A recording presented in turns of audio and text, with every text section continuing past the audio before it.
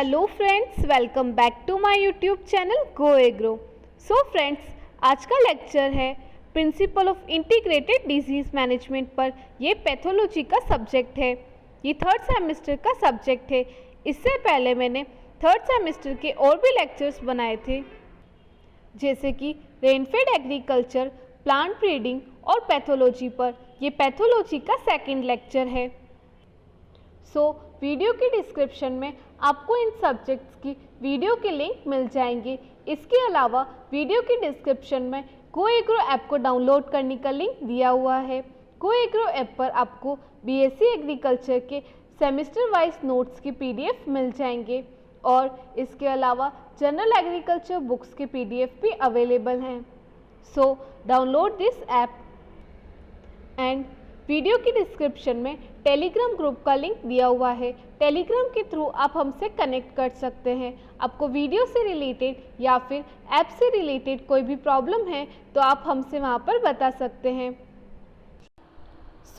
आज का लेक्चर है लेक्चर नंबर 2 और इसके टॉपिक्स हैं principal of integrated disease management. इस लेक्चर में हम समझेंगे कि इंटीग्रेटेड डिजीज़ मैनेजमेंट प्रोग्राम में क्या क्या स्टेप्स होती हैं और इसे हम कैसे फॉलो करते हैं। So now let's start our lecture. सबसे पहले हम आईडीएम की 5 प्रिंसिपल्स को समझते हैं। आईडीएम के 5 प्रिंसिपल्स कौन कौन से होते हैं? फर्स्ट है avoidance, second exclusion of inoculum, third eradication, fourth protection and fifth disease resistant या फिर इम्यूनाइजेशन। जैसा कि हमने लास्ट लेक्चर में समझा था कि आईडीएम क्या होता है। आईडीएम एक टेक्निक है जिसमें हम प्लांट्स को पैथोजन से बचाते हैं और वो भी बिना किसी एनवायरमेंटल डैमेज के और बिना किसी हार्मफुल केमिकल को यूज़ करें। इसके बाद अब हम इस लेक्चर में समझेंगे कि आईडीएम के प्रिंसिपल्स क्या होते हैं, आईडीएम प्रैक्टिसेस कौन कौन सी होती है। सबसे पहला है अवॉइडेंस। इस मेथड में हम पैथोजन को क्रॉप से उस समय पर दूर कर देते हैं जब इन्फेक्शन के सबसे ज़्यादा चांसेस होते हैं। जैसे कि इसमें 5 स्टेप्स दे रखी हैं। फर्स्ट है proper selection of geographical area, second proper selection of the field, third adjusting time of sowing, fourth disease escaping varieties and fifth proper selection of seed and planting material. Avoidance का first method है proper selection of geographical area. ज़्यादातर plants में diseases होने के chances wet areas में ही होते हैं as compare to dry areas. Means pathogen का ग्रोथ सबसे ज़्यादा वेट एरियाज में होती है।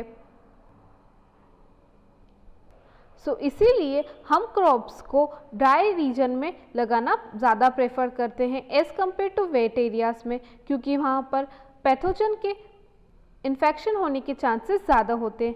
जैसे कि बाजरा कल्टीवेशन वेट एरियाज़ में नहीं लगाया जाता क्योंकि इसमें स्मट मीन्स टोलिपोस्पोरियम पेनिसिलेरी और एर्गोट क्लेविसेप्स माइक्रोसिफेला इनका इन्फेक्शन होने के चांसेस ज़्यादा होते हैं। इसीलिए बाजरा कल्टीवेशन हम ड्राई एरियाज़ में करते हैं, जैसे कि राजस्थान के एरियाज़ में। इसके बाद सेकंड मेथड है proper selection of the field. Crop लगाने के लिए प्रॉपर फील्ड को सेलेक्ट करना बहुत ज़रूरी होता है क्योंकि इसकी वजह से सॉइल बोर्न डिजीज़ होने के चांसेस कम होते हैं। अगर हम फील्ड में एक ही टाइप की क्रॉप्स को बार बार लगाएंगे तब उस समय में सॉइल सिकनेस होने के चांसेस बढ़ जाएंगे, सॉइल उसमें ख़राब हो जाती है और इसकी वजह से डिजीज़ होने के चांसेस बढ़ जाते हैं। इसीलिए अगर हम प्रॉपर फील्ड का सिलेक्शन करें तो इन्फेक्शन होने के चांसेस को अवॉइड कर सकते हैं। इसका एग्जाम्पल है wilt of red gram, late blight of potato. इसका पैथोजन है फाइटोफथोरा इन्फेक्टेंस और ग्रीन ईयर ऑफ बाजरा। इसका पैथोजन है सेलेरोस्पोरा ग्रामिनिकोला। इसके बाद अवॉइडेंस का थर्ड मेथड है time of sowing. Generally plants environmental condition की वजह से ही अफेक्ट होते हैं, इसीलिए अगर हम सीड लगाने के समय को थोड़ा अल्टर कर दें, बदल दें, तो शायद पैथोजन से प्लांट्स का इन्फेक्शन होने के चांसेस कम हो जाएंगे। इसका एग्जाम्पल है Rhizoctonia root rot of red gram. इसके बाद फोर्थ मेथड है डिजीज एस्केपिंग वेराइटीज़। कुछ ग्रुप वेराइटीज़ में स्पेशल ग्रोथ कैरेक्टरिस्टिक होते हैं जिसकी वजह से उनमें पैथोजन का इन्फेक्शन होने के चांसेस कम होते हैं। इसका एग्जाम्पल है early maturing varieties of wheat और पी। इन वेराइटीज़ पर वक्सीनिया ग्रामिनी स्ट्रेटिसी के होने के चांसेस कम होते हैं। इन मेथड को फॉलो करके हम प्लांट्स में इन्फेक्शन होने के चांसेस को अवॉइड कर सकते हैं। ये सभी मेथड्स हैं अवॉइडेंस के। इसके बाद अब हम दूसरी टेक्निक को समझते हैं। दूसरी टेक्निक का नाम है एक्सक्लूजन ऑफ द इनोक्यूलम। इस टेक्निक में हम इनोक्यूलम को प्रिवेंट करते हैं कि वो ऐसी जगह पर इन्फेक्ट ना करे जहाँ पर पहले कोई इन्फेक्शन नहीं हुआ हो। इनोक्यूलम का मतलब होता है स्टार्टर, मीन्स वो पेस्ट या वो इंसेक्ट जिसकी वजह से पूरे फील्ड में इन्फेक्शन हुआ है, जिसने इन्फेक्शन को फर्स्ट स्टार्ट किया है, उसे हम इनोक्यूलम बोलते हैं। मीन्स वो एक पैथोजन जो मल्टीप्लाई होकर पूरे फील्ड को डिस्ट्रॉय कर देता है। अगर हम उसकी एंट्री को रोक देवें और उसे एलिमिनेट कर दें तो हम प्लांट्स को इन्फेक्शन से रोक सकते हैं। इस टेक्निक के 2 मेथड्स होते हैं। फर्स्ट है seed inspection and certification and second है प्लांट क्वारंटाइन रेगुलेशन। सबसे पहले हम फर्स्ट मेथड को समझते हैं। फर्स्ट मेथड है seed inspection and certification. Seed inspection का मीनिंग होता है कि जब हम सीड को लगाते हैं फील्ड में, उससे पहले हम उसे चेक कर लेते हैं कि उसमें किसी पैथोजन का इन्फेक्शन तो नहीं है, और ऐसा कोई इन्फेक्शन होता भी है तो हम उस सीड को एलिमिनेट कर देते हैं। इसीलिए सीड लगाते समय हमें इसका ध्यान रखना चाहिए और हमें सर्टिफाइड सीड्स ही यूज़ करने चाहिए। इससे हम प्लांट्स को इन्फेक्शन होने से बचा सकते हैं। इसके बाद सेकंड मेथड है प्लांट क्वारंटाइन रेगुलेशन। इस मेथड में हम कुछ रेस्ट्रिक्शन कर देते हैं, जैसे कि जिस एरिया में पैथोजन का इन्फेक्शन हुआ है वहाँ से कोई भी कमोडिटीज़ या फिर वहाँ की कुछ भी अप्लायंसेस को हम अनअफेक्टेड एरियाज़ में नहीं लेकर आते हैं, और इस चीज़ का हमको पूरा ध्यान रखना होता है, और इससे भी हम प्लांट्स को इन्फेक्शन से बचा सकते हैं। ये थी सेकंड टेक्निक। इसके बाद अब थर्ड टेक्निक है इरेडिकेशन। इस मेथड में हम पैथोजन की चेन को ब्रेक कर देते हैं। मीन्स जब क्रॉप्स में पैथोजन का इन्फेक्शन बढ़ जाता है उस समय में हम प्राइमरी और सेकेंडरी इनोक्यूलम को एलिमिनेट करके पूरे फील्ड में पैथोजन की इन्फेक्शन को स्प्रेड होने से रोक सकते हैं। इरेडिकेशन टेक्निक में बहुत से मेथड होते हैं, जैसे कि फर्स्ट है रगिंग। इस मेथड में हम डिजीज्ड प्लांट को फील्ड से रिमूव कर देते हैं, या फिर जिस प्लांट ऑर्गन में इन्फेक्शन हुआ है उसे रिमूव कर देते हैं, और इसका एग्जाम्पल है loose smut of wheat and barley. इसके बाद सेकंड मेथड है eradication of alternate and collateral host. इसका एग्जाम्पल है barberry eradication program in France.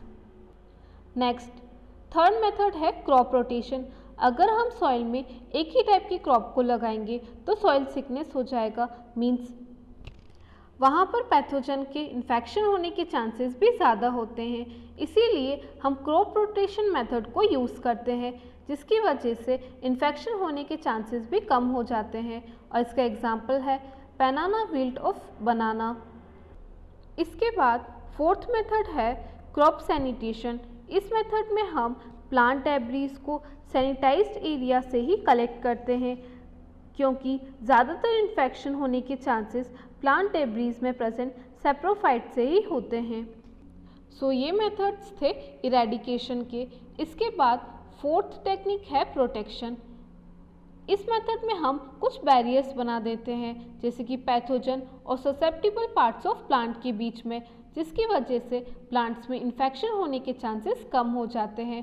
Next point है कि मोस्ट ऑफ केसेस में हम प्रोटेक्टिव स्प्रे कर देते हैं एडवांस कंडीशन में ही, मींस उसमें फंगल स्पोर का प्लांट में इन्फेक्शन अवॉइड हो जाता है।